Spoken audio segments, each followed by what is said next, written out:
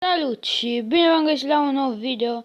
Astăzi o să facem un video cu Brawl Stars, după cum vedeți, și o să vă prezint noul meu gadget. Îmi pare rău că n-am putut să filmez când l-am luat, dar stați puțin. Noul gadget pe El Primo, cred că îl știți cu toții. Suplex Supplement. O să-i dăm select și o să jucăm câteva meciuri cu El Primo. Și după cum vedeți am strâns aici câteva boxuri, adică am strâns 3 big boxuri și 29 de brawl boxuri. O să le deschidem după ce se bagă noul brawler Sprout, pentru că atunci avem mai multe șanse să ne pice Sprout.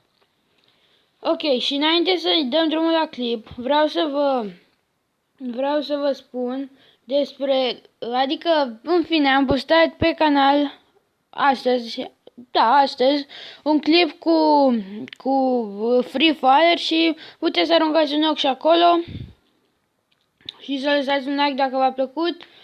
Am câștigat. De fapt, știți ce? Nu vă dau prea multe spoilere pentru că nu-i ok. Ok, deci să-i dă drumul la video. Mă bâlbâi puțin, dar nu-i nimic. Ok. Nu-i prea bun la solo și de o să folosesc la brawl. Dacă vă plac videourile mele, m-ar ajuta foarte mult dacă v-ați abona și ați lăsa acolo un like.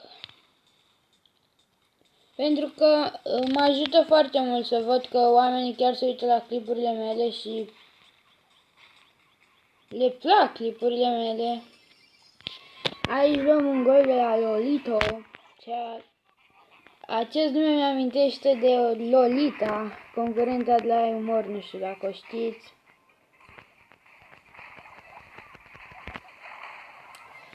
Vreau să folosesc ghidul, dar n-am avut timp. Mă suam aici acum. Numele lui Frank în rusă sau în litere de acelea. Dacă vă uitați atent, seamănă cu parcă te uiți atent, pare că scrie Batman, dar nu scrie pentru că e litere din acelea. Ok, și luăm și aici de la gol. N-am jucat foarte bine, recunosc. Dar o să mai încercăm. O să mai încercăm pentru că nu ne lăsăm.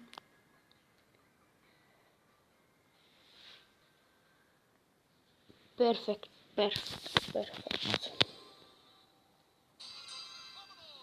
Suntem în echipă cu un Daryl și un Frank. Oh, e o Bibi care e foarte bună la Brawl. Și ce cred că o să joci cu Bibi. Vedeți, am folosit gadgetul și l-am aruncat. Nu știu dacă ați văzut exact, dar în fine, o să vă zic data viitoare când îl folosesc. Nu, sper să nu luăm gol aici. Bibi are Star Power sau gadget, habar n-am, dar văd că are viteză mult mai mare. Ok, am lăsat-o în spate. Omorâm repede. Dacă ar avea Frank aici.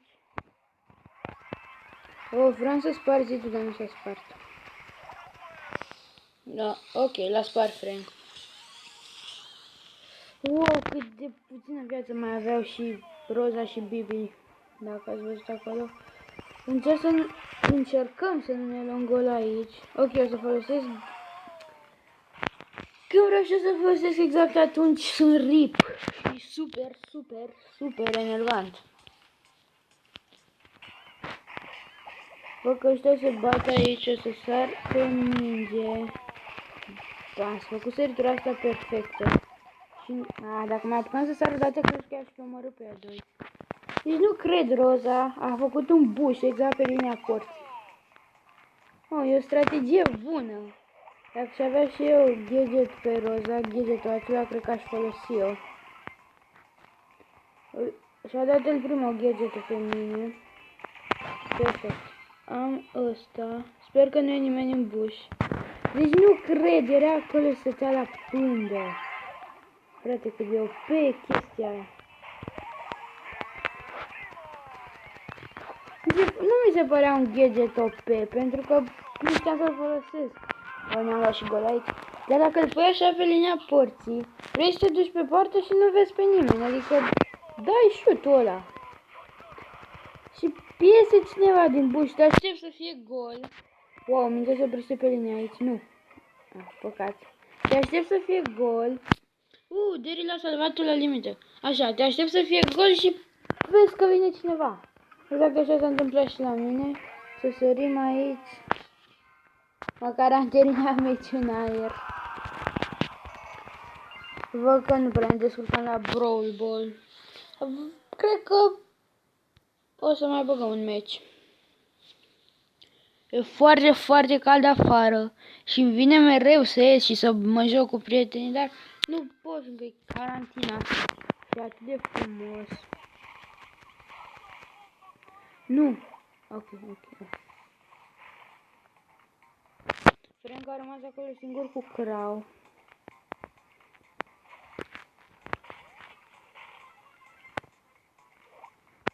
Ok. A dat foarte bine chestia aia. Și este golul nostru. Bine, e mai mult meritul lui Frank, pentru că eu și Jesse n-am prea făcut nimic. Dar am fost o echipă.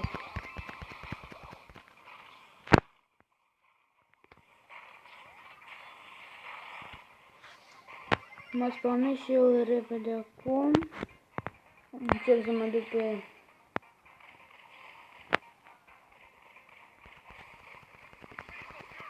Uite, o să dau... Niciodată n-a pus să-mi dau și eu gadget-ul. Și mă super enervează că nu pot să... Ok, am mingea aici. Frate, poarta e atât de mică. Trebuia să-mi scriu acolo. Se apără bine băieții aici. Exact că vreau să dau și eu ăla, nu-mi iese și atât de ener. Le-am spart zidulețul și am scris golul de 2-0. Cred că ați cam văzut cum stă treaba cu gadgetul, deși nu l-am folosit eu prea bine, dar v-ați dat seama cu siguranță. Am strâns acum 5525 de star point-uri, în fine, și vreau să strâng 10.000 ca să cumpăr super mega skin-ul. De fapt încă nu m-am decis. O să-l cumpăr pe cel cu mecea Crow, o să-l cumpăr pe acesta care e și el destul de tare, adică cel cu Shadow Knight Jesse.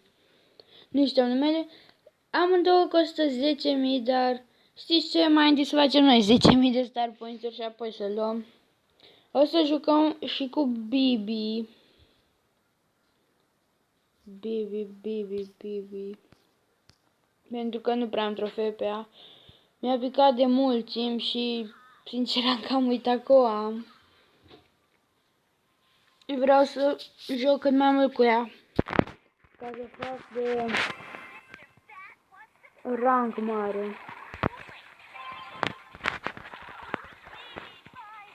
Îmi place cel mai mult la Bibi că dacă ai chestia încărcată, poți să dai, uitați, dacă am asta roșie, pot să-l dau departe pe adversar. O să băgăm și un meci de solo după aceea. Joacă foarte bine acest Dynamite. Uitasem numele. Se mai întâmplă. Vedeți, am dat-o departe pe Tara. Și dacă are minge e și mai tare, pentru că gen e în fața porții și tu doar dai chestia și scapă. Și scapi fără gol. Dar nașpa e că nu-i mereu. Câteodată te și încurcă. Dacă ești la solo, să spunem. Mi-am dat aici Bubblegum, nu prea aveam nicio șansă pentru că erau toți trei pe mine și... Dar totuși, dacă... Am fost destul de aproape. Nu prea îmi place această mapă. Nu știu, nu joc eu bine pe ea.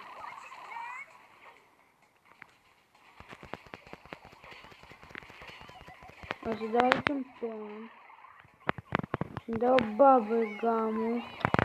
frate, în ultima secundă mi-a dat tornada aia. Dar a rămas 8-bit care poate va înscrie și da, va înscrie. Avem 1-0, conducem și mai sunt 50 de secunde. 49 de fapt. O să dau asta, n-am apucat și n-am apucat nici să dau hitul.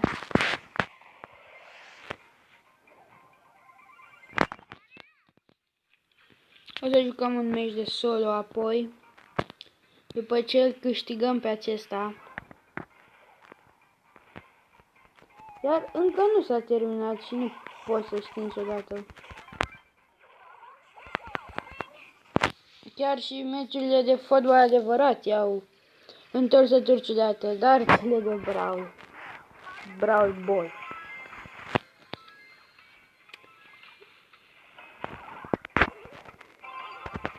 Cred că singura asemănare între Brawl Ball și fotbal real este că se joacă cu o minge.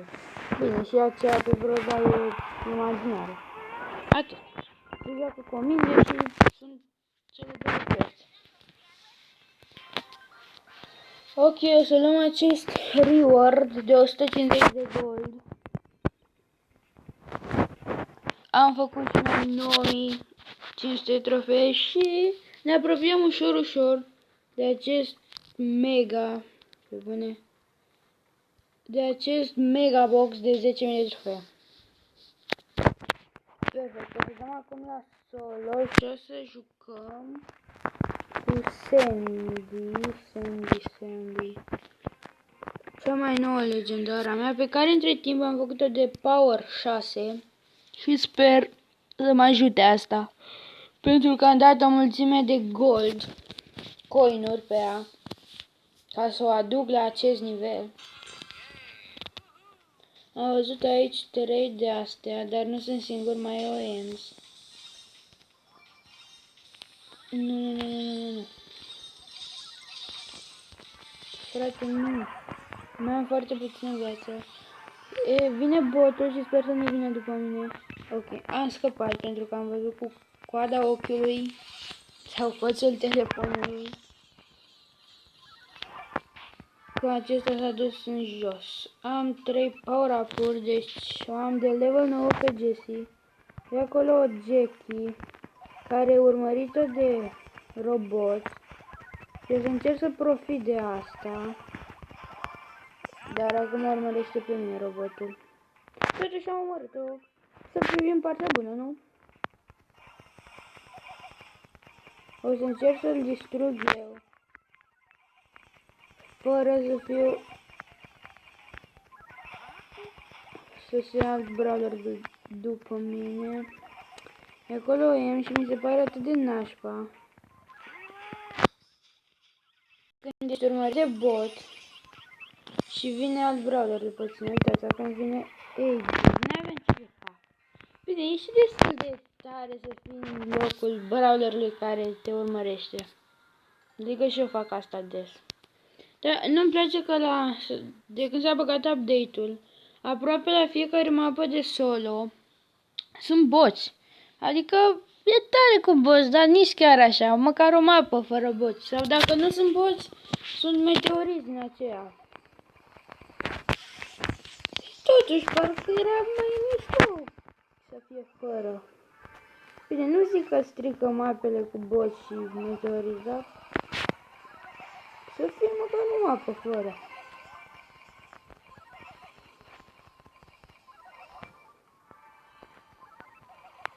O să încerc să mai profit de cel 8-bit. Nu mai am multă viață. Nici el nu mai are. O să dau ăsta și cred că nu va avea nicio șansă. Doar dacă nu vine Roza pe mine, nu cred. Era planul atât de bine conceput, dar a venit Roza și mi-a stricat totul. Ok, o să mai jucăm un singur meci. Un singur meci cu B.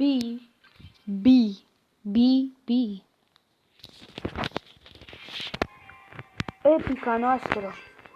Bibi.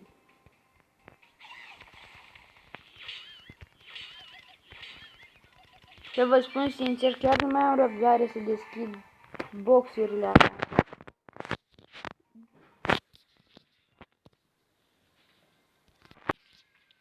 Mi s-a încerut puțin internetul, îmi pare rău pentru asta și am pierdut și acel meci, dar cam atât. Dacă v-a plăcut, nu uitați să vă abonați, să lăsați un mare like.